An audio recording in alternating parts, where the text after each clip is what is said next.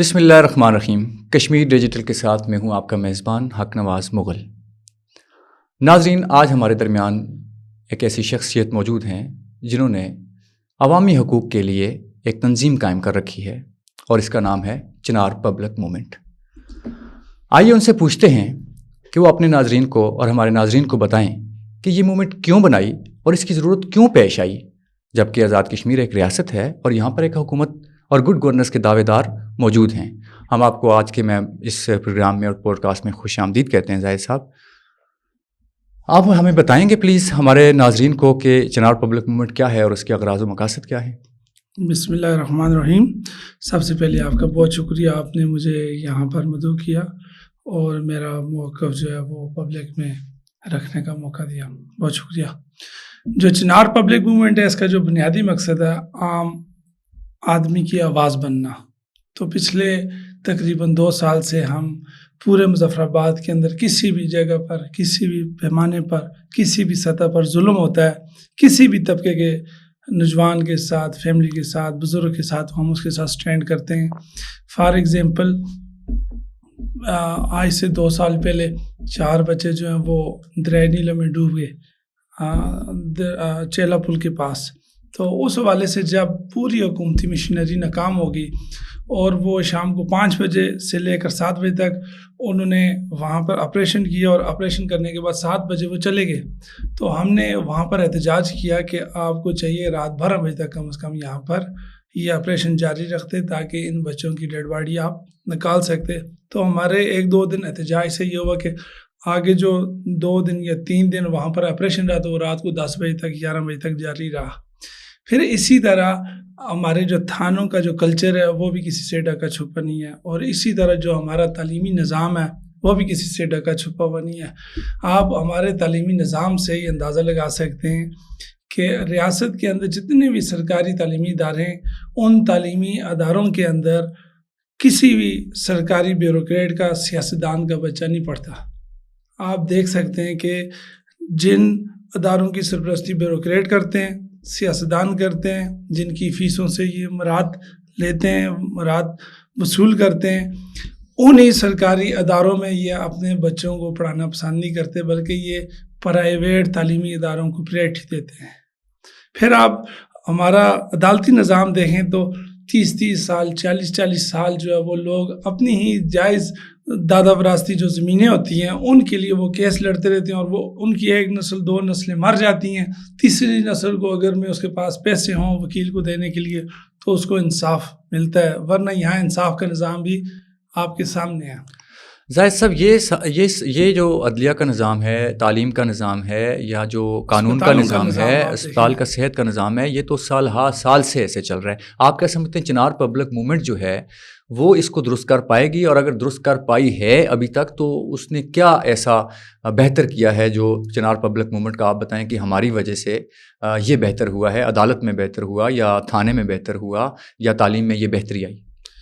آپ یہ دیکھیں، پچھلے 75 سالوں سے عوام کا استحصال ہو رہا ہے، اور 75 سالوں سے جو عوام کو کسی نہ کسی شکل میں پسا جا رہا ہے، تو اسی استحصالی نظام کے خلاف آپ کی اور ہماری جو عوامی ایکشن کمیٹی کا قیام عمل میں ہے۔ اگر یہ تاجر اور یہ دیگر سول سوسائٹیاں، سماجی سوسائٹیاں اگر یہ عوامی ایکشن کمیٹی نہ بھی بناتی تو عوام شعوری طور پر اس قدر اس نظام سے تنگ آ چکی تھی کہ وہ کوئی نہ کوئی کمیٹی بناتی اور اپنے درمیان سے کوئی قیادت سامنے لاتی، اور یہ ایکشن کمیٹی کی شکل میں کوئی بھی جو ہے وہ کمیٹی عوامی اتحاد کی شکل میں سامنے آنی تھی، جو آپ کی اور ہمارے سامنے آئی ہے۔ اسی بنیاد پر، جو شعوری بنیادوں پر ہمارے جو نوجوان ہیں وہ اس سسٹم کو دیکھتے ہیں، اس ریاست کے اندر اس سسٹم کو دیکھتے ہیں تو وہ پریشان ہوتے ہیں۔ اور جب یہ جو چنار پبلک موومنٹ بنی ہے تو یہ پراپر نوجوانوں کی جو ڈسکشن تھی، ڈسکشن کے بعد بنی ہے کہ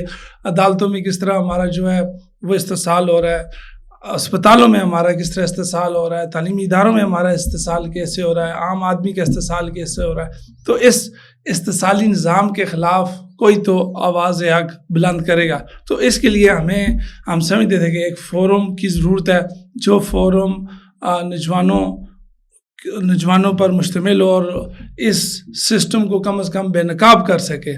اس سسٹم کو کم از کم دنیا کے سامنے ان کا جو مکروہ چہرہ ہے اس کو سامنے لا سکے. تو چنار پبلک موومنٹ ہے جو ہے یہ صرف خالصتاً نوجوانوں کی تنظیم ہے؟ الحمدللہ یہ 100% نوجوانوں پر مشتمل ہے. اور یہ والنٹیئرز ہیں آپ کے ساتھ سارے؟ ہمارے ساتھ. اچھا, مجھے یہ بتائیں گے کہ جس طرح آپ نے بتایا کہ جو عوامی ایکشن کمیٹی ہے وہ ایک پورے کشمیر میں ابھر کر سامنے آئی, آپ کیا سمجھتے ہیں عوامی ایکشن کمیٹی کے ہوتے ہوئے اب چنار پبلک موومنٹ کی ضرورت ہے؟ جی 100% ہے. اس وقت جو بجلی بلات کے حوالے سے جب تمام تاجر اور دیگر لوگ اپنے اپنے جو ہے وہ محفوظ مقامات پر چلے گئے تھے تو پلیٹ کے اندر جب احتجاج ہوا تو وہ واحد چنار پبلک موومنٹ کے نوجوان تھے جنہوں نے سٹینڈ کیا. اور پھر جب وہاں پر سٹینڈ ہوا تو اسی کی کڑی جو پورے شہر میں دوبارہ لوگ, یعنی جو عوامی ایکشن کمیٹی نے بجلی کے ٹیرف کے حوالے سے یا بجلی میں جو قیمتوں میں کمی کے حوالے سے جو موومنٹ چلائی وہ چنار پبلک موومنٹ کا دیا ہوا نظریہ تھا؟ نہیں جی, جو بجلی بلات کے حوالے سے یہ جو تحریک جاری تھی ہم نے تو ان کی ہر عوامی ایشوز پر جو حمایت کا اعلان کیا ہوا ہے. ہر طرح کی جو بھی وہ عوامی ایشوز پر اقدام کریں گے, کوئی بھی فیصلہ کریں گے, ہم ان کے ساتھ اس کی حمایت کریں گے. جب عوامی ایکشن کمیٹی بیک سٹیپ لینا چاہ رہی تھی, میں اس بات کو یہ کہہ سکتا ہوں جو احتجاج ہو سکتا ہے اس سے بیک ہو جاتے, لیکن جب چنار پبلک موومنٹ کے والنٹیئرز نے وہاں پر سٹینڈ کیا تو مجبوراً عوامی ایکشن کمیٹی کو دوبارہ سامنے آنا پڑا.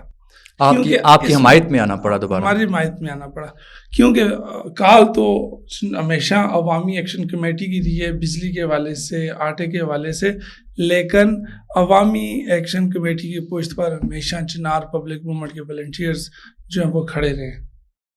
آپ کیا سمجھتے ہیں کہ آپ کی جو یہ چنار پبلک موومنٹ ہے یہ مستقبل میں عوامی ایکشن کمیٹی طرز پر پورے کشمیر میں لانچ ہوگی؟ اس کے والنٹیئرز پورے کشمیر میں آپ کے پاس ہیں یا اس کا دائرہ کار جو ہے یا صرف آپ نے مظفر آباد تک رکھنا ہے؟ بیسکلی جب ہم نے بنائی تھی تو ہمارا جو مائنڈ تھا وہ پورے آزاد کشمیر میں اس کو منظم کرنا تھا, لیکن ہماری جب چنار پبلک موومنٹ بنی تقریباً 3 ماہ بعد یا 4 ماہ بعد عوامی ایکشن کمیٹی بھی جو ہے وہ سامنے آئی. تو جب عوامی ایکشن کمیٹی پورے آپ کی چنار پبلک موومنٹ کے 4 ماہ بعد ایکشن کمیٹی کا, یعنی آپ کے بعد اس کا قیام عمل میں, ہمارے بعد جو ہے اس کا قیام عمل میں آیا, لیکن یہ بہت مضبوط انداز سے پورے آزاد کشمیر میں جو ہے وہ ابھر کے سامنے آئی. تو ہمیں ضرورت نہیں رہی کہ ہم پورے آزاد کشمیر کے اندر اپنے سیٹ اپ کو منظم کریں. تو اس بیس پر ہم نے اس سیٹ اپ کو دارالخلافے کے اندر, چونکہ سب سے زیادہ ناانصافیاں ہوتی ہیں, سب سے زیادہ ظلم ہوتا ہے, سب سے زیادہ عام آدمی یہاں پر پسا جاتا ہے. نہ راولہ کوٹ کے اندر کسی عام آدمی کے ساتھ اس لیول پر ظلم ہوتا ہے, اور نہ ہجیرہ کے اندر, نہ ڈڈیال کے اندر, نہ میرپور کے اندر. جس پیمانے پر دارالخلافہ مظفر آباد, جس پیمانے پر یہاں پر جو ادارے یہ یہاں پر عام آدمی کا استحصال کرتے ہیں, جو ان پر ظلم کرتے ہیں, اس کی مثال باقی نہ ضلعوں میں اور نہ تحصیلوں میں ملتی ہے. اس کی کیا وجہ ہے کہ سب سے زیادہ ظلم, حالانکہ کیپٹل ہے اور ریاست کا دارالخلافہ ہے اور اس سے ایک اچھا جسٹر اور اچھا میسج جانا چاہیے ریاست کے اس پار بھی, لیکن آپ یہ کہتے ہیں کہ سب سے زیادہ ظلم اسی کیپٹل میں ہو رہا ہے. اس کی بنیادی وجہ آپ کیا سمجھتے ہیں کہ عام آدمی پہ جو یہاں کے ادارے ہیں وہ کیوں ظلم کرتے ہیں؟ مظفر آباد سٹی کے اندر تمام اضلاع سے لوگ یہاں پر رہائش پذیر ہیں. اگر ہمارے آپ 10 ڈسٹرکٹ ہیں, 11 ڈسٹرکٹ ہیں پورے آزاد کشمیر کے اندر, تمام اضلاع سے لوگ یہاں پر رہائش پذیر ہیں. کوئی بھی یہاں برادریوں میں جو ہے وہ برادریوں پر مشتمل گاؤں نہیں ہے, دیہات نہیں ہے. تو یہ سٹی ہے, سٹی کے اندر ہر برادری سے, ہر مکاتب فکر سے تعلق رکھنے والا بندہ یہاں پایا جاتا ہے. تو اس بنیاد پر یہاں پر کسی پر بھی جو ہے ظلم کرنا آسان ہے, وہ چاہے پٹواری کی شکل میں ہو, تحصیلدار کی شکل میں ہو, ACDC کی شکل میں ہو, یا SHO یا کسی تھانے کی شکل میں ہو. تو یہاں پر ظلم کرنا آسان ہے نسبتاً کسی ایسے علاقے کے کہ جس علاقے میں آپ کی بڑے پیمانے پر اکثریت برادری کی موجود ہو. کہیں ایسا تو نہیں ہے کہ چنار پبلک موومنٹ کے جو سربراہ ہیں زاہد مغل, ان کے ساتھ یا ان کے کسی فیملی ممبر کے ساتھ یا ان کے کسی دوست احباب کے ساتھ یہاں کے کسی تھانے نے, یہاں کے کسی ادارے نے ظلم کیا ہو اور اس کے رد عمل میں یہ تنظیم قائم ہوئی ہو؟ نہیں ابھی تک تو الحمدللہ مجھ پہ بھی ہوتے رہے ہیں ظلم. آپ کو پتہ ہے, آپ کالج لائف سے مجھے جانتے ہیں. اوورال بھی جتنے اسٹوڈنٹس پالیٹکس میں جب لیڈنگ پرسن ہوتے ہیں تو ان پہ جھوٹی ایف آئی آریں ہونا یہ تو عام سی بات ہے. آج سے تقریباً 1.5 سال پہلے 2 سال پہلے 2.25 سال پہلے ایک ماگڑی سے لڑکا پولیس نے گرفتار کیا. جب پولیس نے اس کے گھر ریڈ کیا تو وہاں اس کی جو بچی تھی وہ 3 ماہ کی, اس کا بازو ٹوٹ گیا دوران گرفتاری. تو وہ بندہ چور بھی نہیں تھا, بائک چوری کیس میں اس کو اٹھایا تھا. تو اس کی فیملی نے جب ہم سے رابطہ کیا, ہم نے تھانے سے رابطہ کیا, تو 2 دن ہم کوشش کرتے رہے کہ جاوید گور صاحب ایس ایچ او تھے اس وقت, 2 دن ہم کوشش کرتے رہے کہ اس کو رہا کیا جائے.